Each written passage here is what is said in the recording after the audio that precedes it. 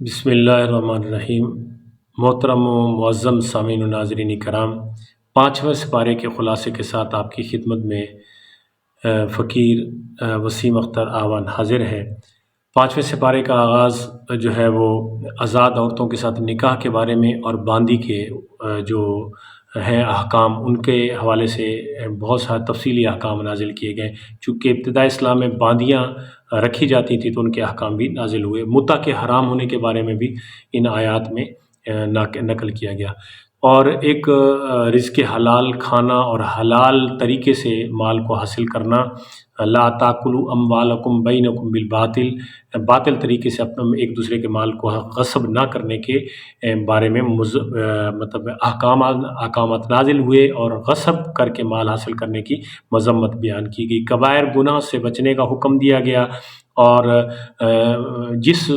بندے کا کوئی وارث نہ ہو، یعنی وہ لا ولد ہو، اس کی اولاد نہ ہو، تو اس کی میراث کے احکام بھی نازل کیے گئے۔ مردوں کی عورتوں پہ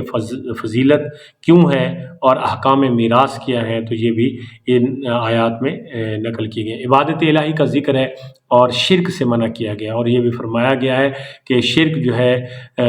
ان اللہ لا یغفر ان یشرک ویغفر ما دون ذلک لمن یشاء، کہ اللہ تعالیٰ شرک کو معاف نہیں فرمائے گا، شرک کے علاوہ تمام گناہ معاف ہو سکتے ہیں۔ نشے کی حالت میں نماز کے قریب نہ جانے کے احکامات نازل کیے گئے ہیں کہ اگر آپ حالت نشہ میں ہیں تو پھر آپ نماز کے قریب نہ جائیں، لا تقربوا الصلاۃ وانتم سکارا کے احکام ہیں۔ اور پھر اگر کسی ایسی جگہ ہے جہاں پہ پانی میسر نہیں ہے تو پھر تیمم کے احکامات بھی اور تیمم کی رعایت بھی، اجازت بھی ان آیات میں بتائی گئی ہے۔ امانتوں کو ادا کرنے کا حکم بھی ہے، اور اسی طرح متقیوں کے درجات اور ان کے فضائل اور ان کا جو ہے وہ مقامات، اور قیامت کے دن انعام یافتہ لوگوں کا ساتھ جو ہے ہونا، یہ سارا ذکر کیا گیا۔ جہاد کے متعلق تفصیلی احکامات نازل کیے گئے کہ جہاد جو ہے وہ ضروری ہے، اور پھر ایک حوصلہ افزا جو ہے آیت بھی، جو ہم اکثر اس کو ورد زبان کرتے ہیں، وَلَوْ أَنَّهُمْ إِذْ ظَلَمُوا أَنفُسَهُمْ جَاءُوكَ، کہ جو اپنی جانوں پہ ظلم کر بیٹھے تو محبوب آپ کے پاس آ جائیں تو ان کے گناہ آپ کی سفارش سے جو ہے وہ مٹا دیے جائیں گے، اور جو ہے وہ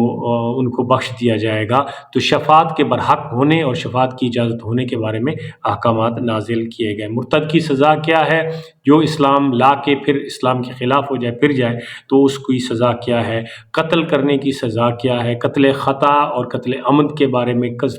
تفصیلی احکام ہے کہ ایک شخصیت کو یا ایک شخص کو قتل کر دینا پوری انسانیت کو قتل کرنے کے مترادف ہے، یا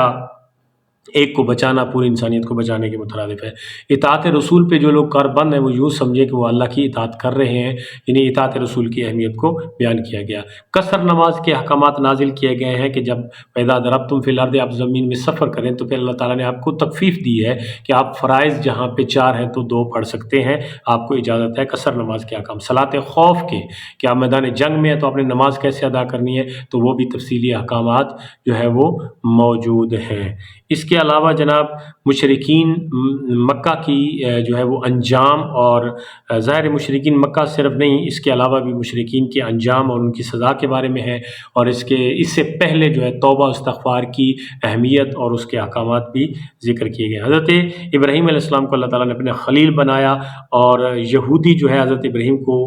اپنا کہتے تھے کہ ہم ان کے پیروکار ہیں، تو اللہ تعالیٰ نے فرمایا وہ تو میرے خلیل ہے، اگر آپ ان کی پیروی کرتے ہیں تو پھر آپ یہ باتوں پہ عمل کریں۔ مومنین کو اعلیٰ درجات قیامت کے دن نصیب ہوں گے، ان کا ذکر ہے، اور پھر منافقین کی سزائیں، اور پھر منافقوں کا جہنم کے سب سے نچلے درجے میں ہونا بیان کیا گیا ہے۔ میاں بیوی کے آپس میں اختلافات، اور پھر بیوی کو ادب سکھانے کے طریقے یا اس کے متعلق احکامات بیان کیے گئے ہیں، اور گواہی جو ہے وہ حق پہ ہونی چاہیے، اور گواہی لازمی دینی چاہیے، چاہے جو ہے وہ حق کے ساتھ کھڑا ہونا پڑے، اور دوسری طرف آپ کا قریبی رشتہ دار ہی کیوں نہ ہو، تو آپ کو حق پہ گواہی دینی چاہیے۔ اس کے احکامات ہیں کفار و منافقین کو دوست نہ بنانے، ان کو ہمراز نہ بنانے کا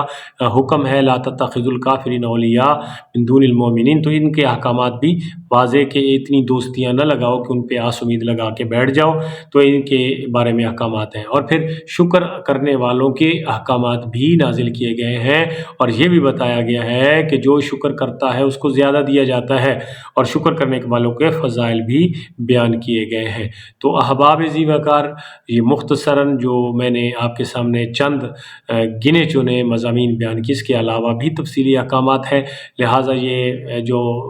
بڑے بڑے مضامین تھے اس سپارے میں تو میں نے آپ کے سامنے بیان کر دیے ہیں۔ اللہ تعالیٰ آپ کا حامی و ناصر ہو، اللہ تعالیٰ ہم سب کو فہم قرآن نصیب فرمائے۔ وما علیہ الا البلاغ المبین۔